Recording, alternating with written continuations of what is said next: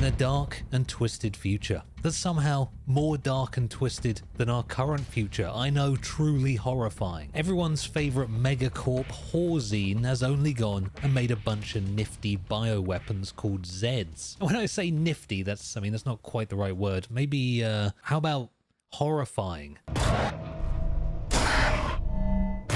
You know you're in for a treat of a game when the compiling shaders sounds like this.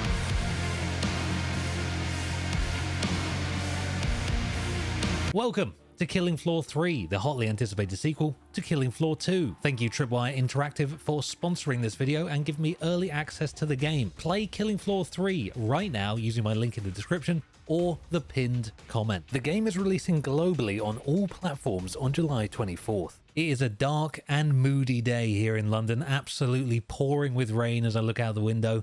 A perfect day to be playing the horrific Killing Floor 3. If you're not familiar with the deep and nuanced complexities of the Killing Floor franchise, it can be boiled down to heavy metal plus Zed Horde Armageddon. If it isn't clear, this game is kind of hell on earth. Oh, I have no ammo in anything. I don't know if it's worth it. I need to try and get to ammo somewhere.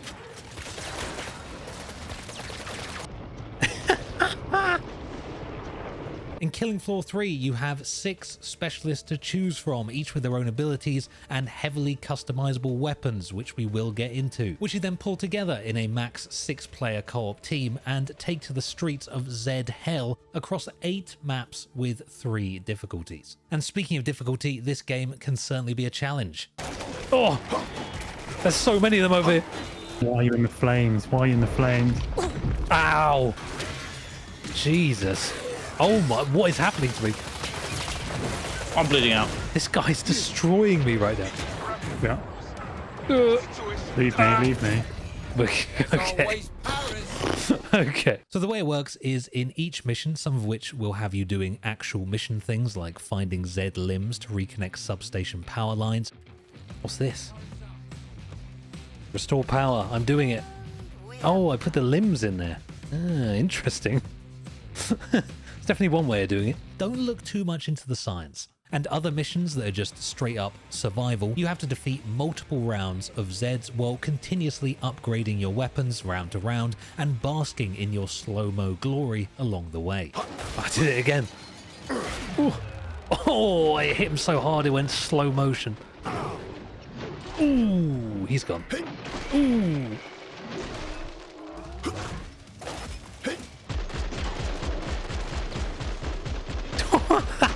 That guy with the slow-mo swing, that was wild. This game has a thing called wave mutators, where each Zed wave can have unique buffs, and by buffs, I mean buffs for the enemy, not for me, to ensure that if your demise wasn't already certain, by the end of the next wave, it will be.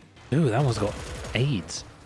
It's actually a really seamless way to break up the Killing Floor formula and give you a kind of new way to experience the game every round. If you're skilled enough to make it to the final round, you face the big boss. What the hell is that?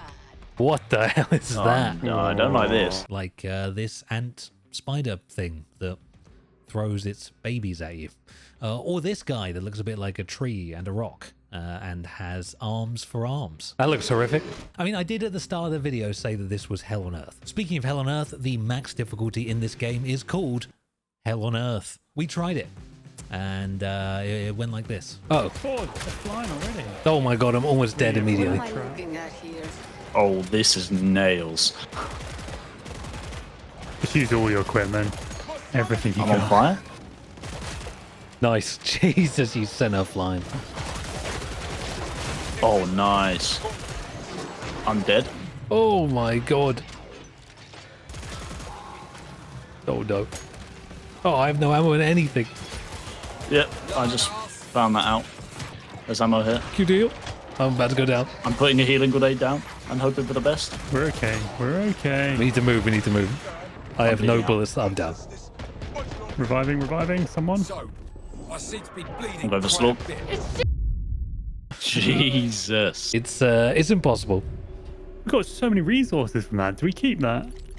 Yeah. When you've been thoroughly beaten into submission by waves and waves of horrific Zeds, you come back to to the Stronghold. This is the central hub where you can get to grips with Killing Floor 3's, some would say excessive, I would say inspiring, customization options. Through playing as your specialist, you unlock levels for that guy, which you then spend on skill points for various aspects of your guy, which include everything from basic character buffs to upgrades to your unique specialist ability. And there's 3 levels to each perk. Also, each weapon can be fully customized and upgraded using stuff you collected during your Z battles. And there's also a battle pass and cosmetics, and every specialist can use every weapon, and there are even tools and secondary weapons, and the secondary weapons can also be customized and upgraded. And in future updates after launch, they're even adding more weapons straight from real life and another map.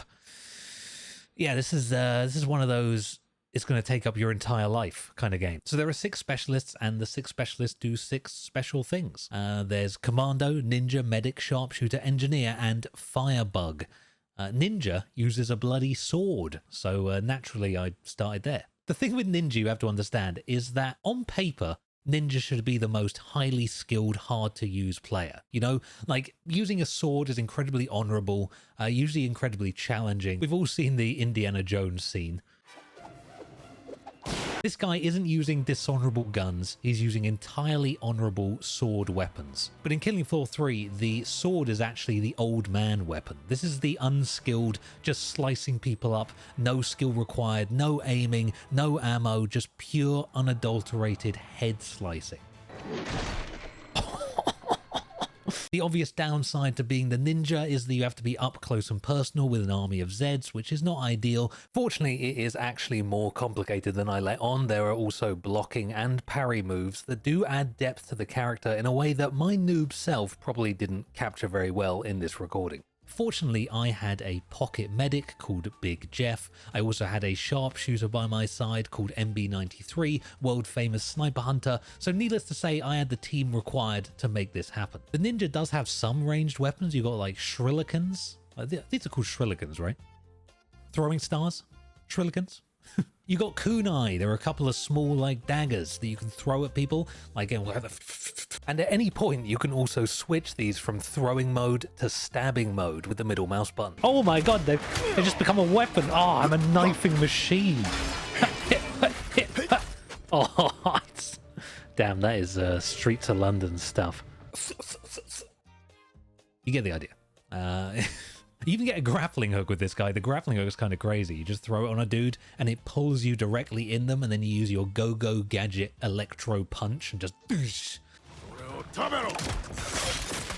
just take him out, which is pretty sick. And so as long as you're not fighting the boss with like a million arms and all you've got is a sword, you should be fine. But the second you come up against that guy, you got to move on. After the ninja, you naturally progress to the Firebug, which is the fire character person. This is, in my opinion, the next most unskilled character, again perfectly made for old man slorgs. No aiming required because they have a flamethrower. In fact, they have an assortment of flamethrowers. My personal favorite is the final one, where you just load it into flamethrower mode and you just cook people. Just waves and waves of Z.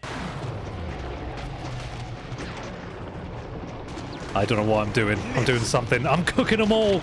Straight through. No mercy. Ah, Vietnam. Oh my god. And you're just getting flashbacks to your PTSD-riddled days on the front lines of the Ho Chi Minh Trail. It's a good time. It's a good time. You get headshots with this flamethrower somehow. And when you're done flaming the enemy, you get to just jump in and do like some kind of cool meteor strike.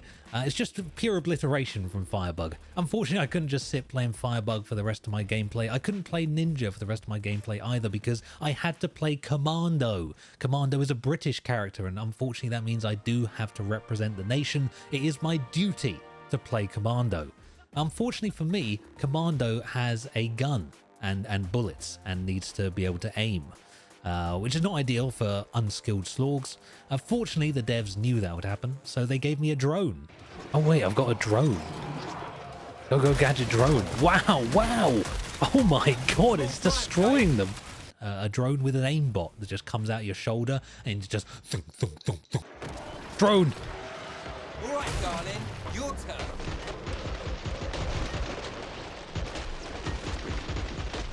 Pretty good. pretty good. You can't complain about having a drone with an aimbot. But obviously, eventually, the drone does have a cooldown, so I did need to use my gun at some points. Fortunately for me, I did manage to make an absolutely insane spec'd out gun with just like massive drum mag, full damage, no accuracy, just bullets, just insane. I mean, the gun actually looks insane. I had to get some footage from Jeff. Take a look at Jeff's screenshot of me holding this gun. It is bonkers.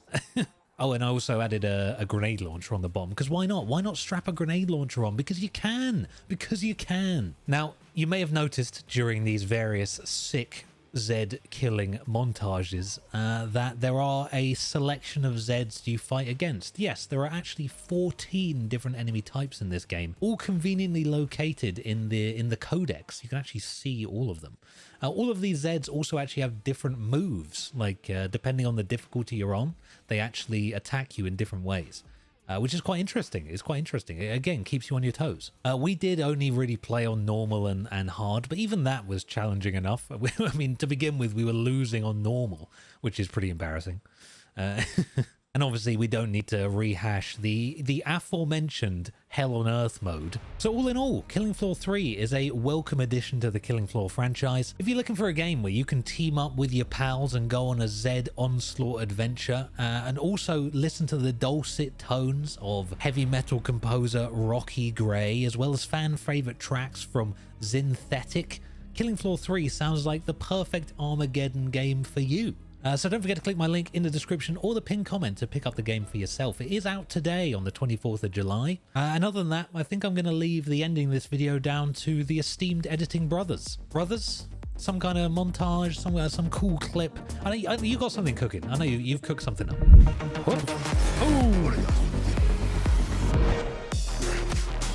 Oh my God, the grenade in his mouth. Oh. I'm on fire. Okay.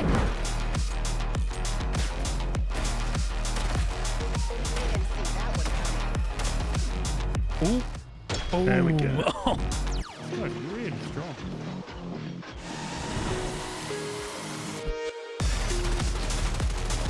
Jump, Jeff. I'll catch you.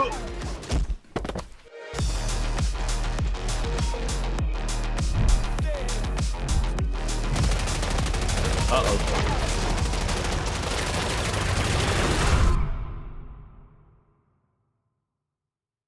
God. Ooh. I can aim. Oh, right between his cheeks.